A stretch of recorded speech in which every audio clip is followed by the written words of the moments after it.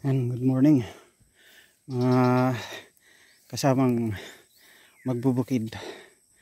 Ito yung tinamo ng aking tanim na palay. Itong isang ito halos maubos yung dumapa. At yung part na yun, salamat at medyo mataas siya at natatakpan ng bundok. So hindi siya dumapa. At ito naman, itong part na to, yan,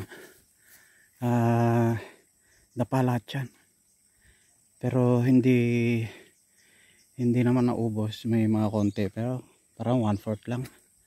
At yung kasunod doon dumapa din, at yung banda doon, yung kung nakita nyo yung pinatubigan ko nung una, yung galing dito sa creek ng mga kangkong na makapal, sumampa doon, mga 1/4 yung natabunan ng kangkong. Nung isang araw pinagtiyagaan ko yan na itayo muli upang hindi sasayad sa lupa, para hindi malunod sa tubig yung palay, yung bunga. Kasi ito hindi pa siya pwedeng anihin dahil first week pa ng November. Ang date pa lang yun 25. So more or less lamang pa mga isang linggo pa. Ngayon dahil hindi naman na itatayo, hayaan ko na lang yan kasi sakit na lang likod ko, sakit ng hita ko para akong pinadel, sakit ng likod, nararamdaman ko yung sakit dahil alam mo na, kakaedad, golden age. At eto ngayon gagawin ko, palitan ko na yung aking tanim na okra. Yan, so bubunutin ko muna lahat. October, November, December. By December pwede nang mag-ani yan. By God's grace.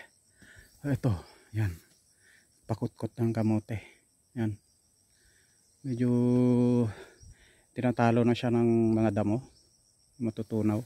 Maliban doon sa damo, may mga tao rin nangunguha, hindi nagpapaalam pang tanim. So kailangan ipaalam nila. Gusto kong iharap sa kapitan yung lintik na magnanakaw na yan. Hindi ba lang nagpaalam doon sa katiwala yung pinapaakyat namin ng mga nyog. Mabuti naman di ganun kalakasan yung hangin dito, hindi nalaglag yung mga bunga ng nyog. Ayan, so far so good. God is good all the time. Yan, so kailangan ko itong linisin para mataniman ko ulit. Tiyaga lang, meron talaga pag walang sahod, makikipagsapalaran sa paghahanap buhay. Pero mas maganda